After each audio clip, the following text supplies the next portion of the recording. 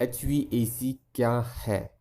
HVAC का जो full form है हीट वेंटिलेशन एयर कंडीशनिंग, जो कि इसके नाम से ही क्लियर होता है कि ये हमें हीट और एयर वेंटिलेशन का काम करता है और जो हमें वातावरण के अकॉर्डिंग हमें एयर देता है। अगर हमें गर्मी है तो हमें ठंडी हवा देगा और ठंडी है तो हमें गर्मी प्रोवाइड कराएगा।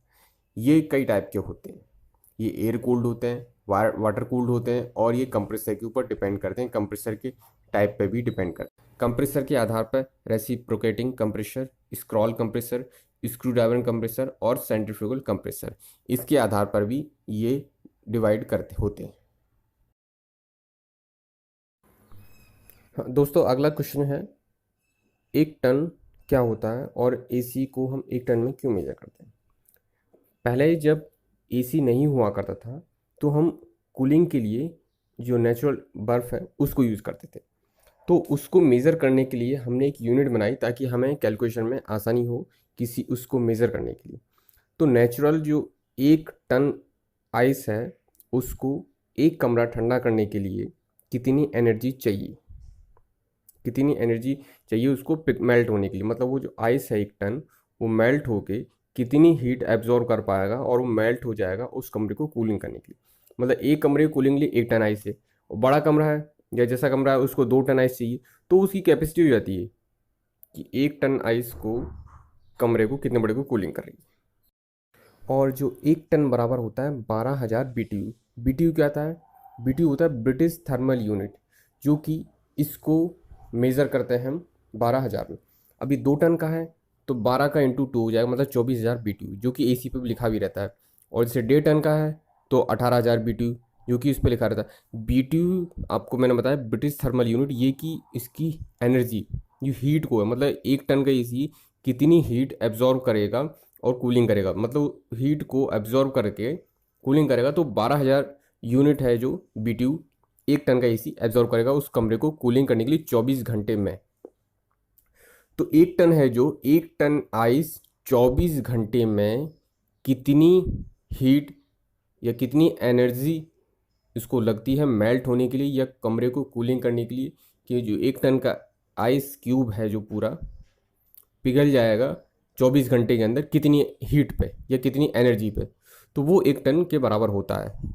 और 1 टन के बराबर 12,000 यूनिट जो है 12,000 BTU में हम इसको प्रेजेंट करते हैं। या इसको हम ऐसे भी कह सकते हैं कि 0 डिग्री सेंटीग्रेड पर जो पानी है उसको 0 डिग्री सेंटीग्रेड की बर्फ़ बनने के लिए, 1 टन बर्फ़ बनने के लिए उसको कितनी एनर्जी चाहिए, वो 1 टन के बराबर होती है। तो 1 टन के बराबर जो है हमने 12,000 BTU जो हमारी मेज़र करते हैं। कोई भी एसी अगर 1 टन का एसी है तो 12,000 BTU का वो रहेगा। ये एक रेटिंग यूनिट हम इसलिए बनाते हैं ताकि उसकी कैपेसिटी और उसको मेज़र करने के लिए हमें ईजी रहे। तो 1 टन बराबर 12,000 BTU होता है, जो कि उसकी कैपेसिटी रहती है। मतलब 1 टन का एसी है वो कमरे को कूलिंग करने के लिए 12,000 BTU की हीट एब्जॉर्ब करेगा, तब जाके वो कमरा कूल पाएगा 24 घंटे के अंदर। 24 घंटे का ये इसमें कैलकुलेशन है। उसको हम मिनट में कन्वर्ट करने के लिए उसमें 60 का भाग दे देंगे तो उससे वो मिनट में कन्वर्ट हो जाए। अगला क्वेश्चन है, what are the temperature and RH require for human comfort. मतलब ह्यूमन कंफर्ट रहे उसका टेम्परेचर और RH ह्यूमिडिटी कितना रहना चाहिए।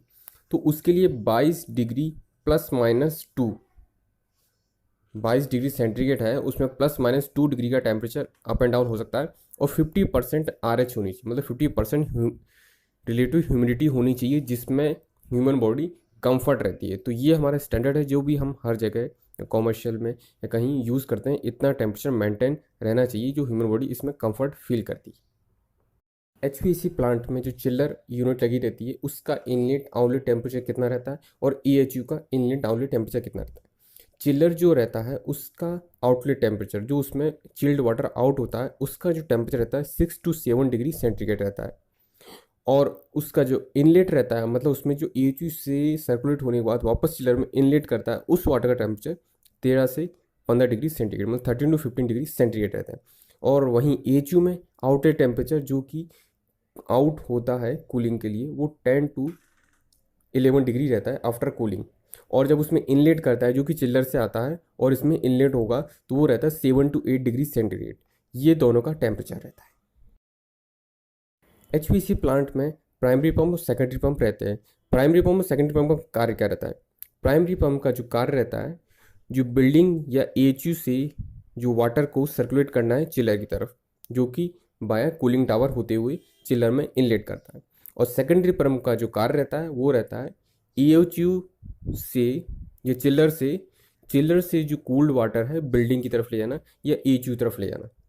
चिलर से जो कूल्ड वाटर है वो एएचयू को सर्कुलेट करना, और प्राइमरी का पंप एएचयू से वापस लेते हुए बाया कूलिंग टावर होती इसमें लेके आना रहता है। धन्यवाद दोस्तों वीडियो आपका पूरा देखने के लिए, तथा प्लीज़ चैनल को सब्सक्राइब, लाइक एंड कमेंट्स जरूर करें, क्योंकि जो मेरे नेक्स्ट पार्ट हैं एचवीएसी रिलेटेड उनमें क्वेश्चन बहुत ज़्यादा डीपली और कंसेप्चुअल रहेंगे। तो प्लीज़ वो देखने के लिए प्लीज़ चैनल को सब्सक्राइब और लाइक जरूर